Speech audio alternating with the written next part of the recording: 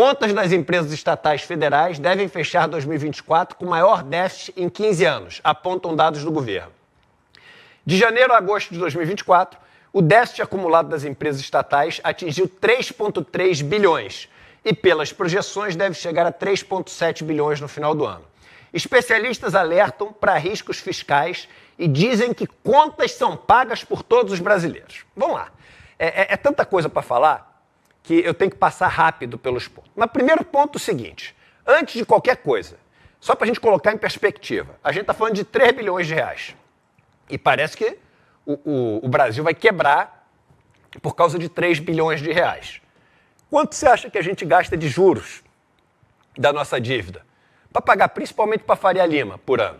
Ah, não é a Faria Lima, é a Faria Lima sim, porque se você entrar no relatório mensal do Tesouro, que tem STN, Secretaria de Tesouro Nacional, se você for pegar o relatório mensal, vai dizer quem são os detentores da dívida. Aí você soma bancos de investimento, fundos de investimento. Ah, mas o fundo de investimento, na verdade, eu que tenho dinheiro no fundo de investimento. Tudo bem, você tem dinheiro no fundo de investimento, mas você paga ali um spread, que esse spread é na figura de uma taxa de administração e uma taxa de performance para o banco. E quem domina ali o título que decide para onde é que vai, para onde é que vem, para o que compra, o que vende, é o banco também. Então você soma bancos e instituições financeiras, fundos de investimento, fundos de previdência, investidores estrangeiros, você vai chegar a quase 90% dos títulos. Então é para Faria Lima. Sabe quanto se paga de juros todos os anos? Quanto? Em torno de 700 bilhões de reais.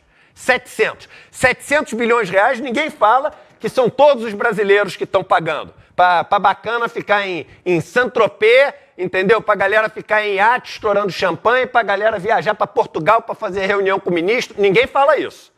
700 bi, a imprensa não fala. 3 bi, o mundo vai acabar, né? Então esse é o primeiro ponto. Segundo ponto é o seguinte, déficit não é prejuízo. Déficit não é prejuízo. O que é o déficit? Você gasta mais do que você recebe de receita. Só que, por exemplo, várias estatais, elas recebem aporte do governo. Então, vamos supor que você recebe um aporte de 10 bi para fazer vários investimentos. O governo vai lá e põe 10 bi. O que acontece? Nos anos seguintes ao que ela pôs 10 bi, ela vai gastar 2 bi para investir, 1 bi para investir, 3 bi para investir. Isso vai aparecer como uma saída. Então, vai aparecer como se estivesse tendo tem um déficit, mas para as pessoas vai parecer como se fosse prejuízo. Não é prejuízo, é investimento. Por isso que o nome não é prejuízo. Você acha que se fosse prejuízo o pessoal ia perder a chance de colocar prejuízo? Mas não põe. Então, por exemplo, você pega a Casa da Moeda, vai aparecer com déficit e teve lucro, um dos maiores lucros. Então esse é o segundo ponto. Déficit não é prejuízo, déficit também é por causa de investimento. Terceiro ponto que é importantíssimo falar, que é o seguinte, empresa estatal não existe para dar lucro.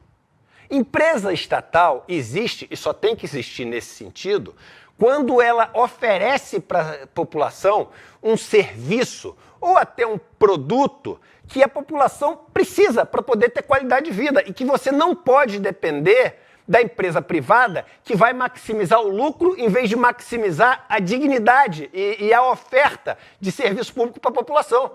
Então, por exemplo, água. Água é uma coisa que as pessoas precisam ter, tanto a água que chega como a que sai.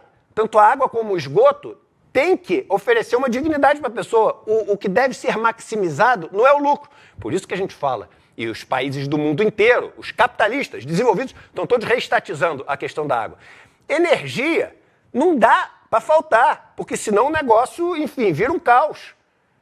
Energia é uma coisa que ter energia significa ter dignidade também. Só quem já viajou para o sertão e viu lugares onde chegou luz para todos, por exemplo, sabe que uma coisa que demorava 8 horas para fazer na mão, a pessoa pôde comprar uma máquina de lavar, comprar um outro negócio ali, resolveu um maquináriozinho. O que aconteceu? Chegou energia, o cara consegue resolver em meia hora. Isso é qualidade de vida. Isso é qualidade de vida. Então tem certas coisas que a gente precisa oferecer. E quando oferece, tem custo. Então vou te fazer uma pergunta. A gente fala que o SUS deu tanto de prejuízo, ninguém nunca fala isso. Por quê? Porque é isso mesmo, é saúde que você está oferecendo para a população e tem um custo oferecer saúde. A educação pública teve um prejuízo, você nunca ouviu falar isso. Por quê? Porque é uma coisa que você está oferecendo educação para as pessoas e tem um custo fazer isso. Então, você ter algumas estatais que eventualmente tenham prejuízo significa o seguinte, que são serviços que estão sendo oferecidos para a população, que são, você pode encarar assim, subsidiados pela verba pública, que acaba assim, é a gente então, tá vendo? É a população que paga. Mas, meu irmão, é a população que paga tudo, não tem dinheiro que é alien que paga. Não tem dinheiro que cai da nuvem, entendeu? Não tem dinheiro que, são aquelas topeiras alienígenas, que tem os caras de teoria da conspiração que acreditam que tem umas topeiras alienígenas, uns bichos intraterrenos, não sei o quê. Não é isso que paga, é sempre gente que paga. Então, se você, por exemplo, privatiza, isso que as pessoas... vou privatizar a Sabesp aqui. Pô, que bom, porque agora quem vai pagar água e esgoto não é o dinheiro dos brasileiros. É o dinheiro de quem, então, que vai pagar água e esgoto? Quem é que vai pagar para a empresa privatizada, água e esgoto? Quem é que vai pagar para a empresa privatizada? Energia. É sempre a população.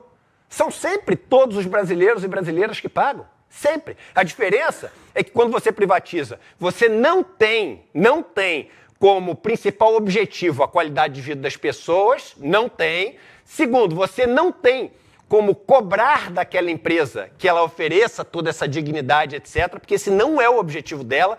Mas tem contrato, etc. Eu não preciso nem discutir esse negócio, é só olhar o histórico, que não é esse o objetivo dos caras, e as pessoas ficam na mão. E aí o que esses caras fazem? Eles sobem o preço. E aí não só é a população, todos os brasileiros que pagam também, só que todos os brasileiros, nesse caso, costumam pagar mais caro depois que você privatiza. Dito tudo isso, quer dizer então que as estatais no Brasil estão uma maravilha? É claro que não. É claro que não.